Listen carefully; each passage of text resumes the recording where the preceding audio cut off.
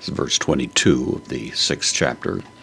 We're in the midst of Jesus addressing himself to the priorities of life. He's warned us that the true treasures that should occupy our attention and our focus and efforts should have to do with those treasures that we can lay up in heaven. We can't take it with us, the old saying goes, but you can send it on ahead, doing that by means of the self-giving, sacrificial kinds of exercises that take place with the eye of faith, loyalties to Christ, and Jesus seems to be extending this using the metaphor of the eye here. So he says, ho, this is the masculine singular nominative article, the leuknos.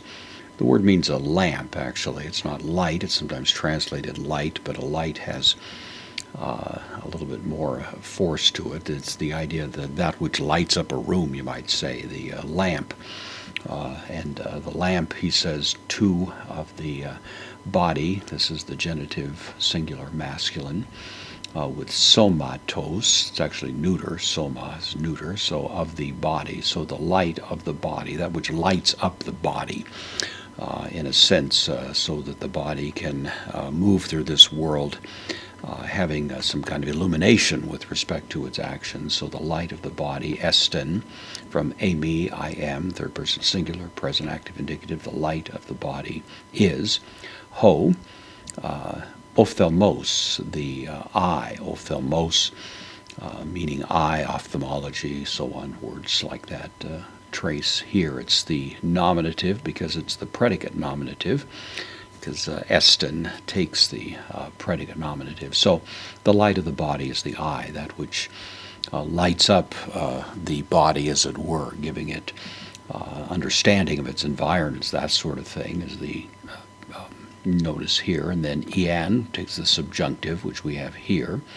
Ian, therefore, if, therefore, a is from eimi. This is the third person singular. Subjunctive. It's if, therefore, it is, with the subjunctive ho ophthalmos, if, therefore, the I, su, the possessive second person pronoun, if the I of you, haplus. The alpha at the beginning is a negation. The plus is derived from a root that means divided. So this is the negation of that. If it's undivided, and gives rise to a notion of being simple, not really simplistic, but just a kind of integrity, that there's no levels of deceit that are involved in whatever the thing may be.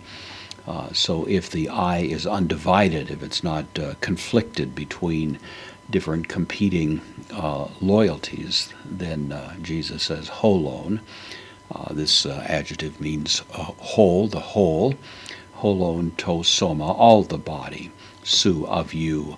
Photenon. This is an adjective. It's, of course, you see rooted in the word phos there, which means light. The whole idea of it is to be filled with light, to be a completely illuminated situation. And so we have the body, the whole body is filled with light. Este, will be, is the future.